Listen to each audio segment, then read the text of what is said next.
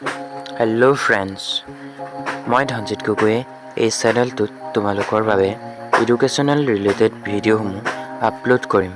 গতিকে তোমালোকে যদি এই ভিডিঅ'সমূহ চাই অলপ হ'লেও কিবা জ্ঞান আহৰণ কৰিব পাৰা, তেনেহ'লে প্লিজ চেনেলটো ছাবস্ক্ৰাইব কৰি দিবা আৰু কাষতে থকা বেল আইকনটোত ক্লিক কৰি দিবা, যাতে এই চেনেলত অহা প্ৰত্যেকটো ভিডিঅ' তোমালোকে প্ৰথমতেই পোৱা।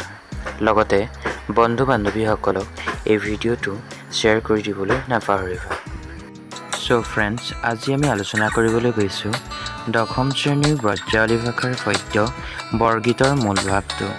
গতিকে পলম নকৰি ব'লা আজিৰ মূল ভাৱ আৰম্ভ কৰোঁ। শ্ৰী শ্ৰী মাধৱদেৱৰ দ্বাৰা বিৰচিত হৰি হেৰৰে বাব পখিলো শৰণে শীৰ্ষক প্ৰাৰ্থনামূলক বৰগীতটি দাস্যভক্তিৰ উৎকৃষ্ট নিদৰ্শন। বিষ্ণুৰ অংশস্বৰূপ ভগৱান শ্ৰীকৃষ্ণৰ ওচৰত শৰণ লৈ সংসাৰৰ মায়ামোহৰ পৰা মুক্তি পোৱাৰ কথা এই বৰগীতফাঁকিত প্ৰকাশ পাইছে। কবিৰ অনুসৰি হৰিয়ে ভকতৰ জীৱনৰ সৰ্বস্ব, তেওঁৱেই সকলোৰে পৰম বান্ধৱ।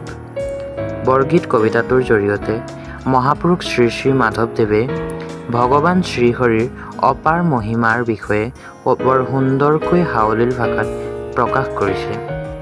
গুৰুজনাই অতি সভক্তিৰে ভগৱান শ্ৰীহৰিৰ চৰণত শৰণ লৈছে। নিজকে ভগৱান শ্ৰীহৰিৰ চৰণত অৰ্পণ কৰি কাতৰ চিতেৰে অনুৰোধ কৰিছে যেন ভগৱন্তই তেওঁক পৰম বান্ধৱ হিচাপে তেওঁৰ চৰণত ঠাই দিয়ে। অনাদি অনন্ত কালৰে পৰা ঋষিমুনি সনক সনন্দ আদিৰ দৰে যুগ সিদ্ধ পুৰুষসকলেও শত সহস্ৰকাল ধ্যান কৰিও যাক বিচাৰি নাপায়, অথবা পৰম ব্ৰহ্ম শ্ৰীহৰিৰ অপাৰ মহিমা একো বুজি নাপায়।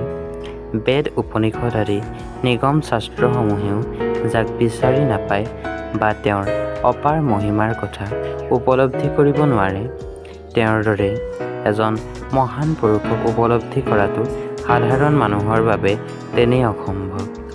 সাংসাৰিক ভোগবিলাস তথা বিষয় বাসনাত আতুৰ হোৱা মানুহেও তেতিয়াহে মুক্তি লাভ কৰিব পাৰিব, যেতিয়া তেওঁ পবিত্ৰ অন্তৰেৰে ভগৱান শ্ৰীহৰিক স্মৰণ কৰিব বা গুণানুকীৰ্তন কৰিব। কবিয়ে সাংসাৰিক ভোগবিলাসৰ পৰা মুক্তি পোৱাৰ আশাৰে ভগৱান শ্ৰীহৰিৰ চৰণত শৰণ লৈ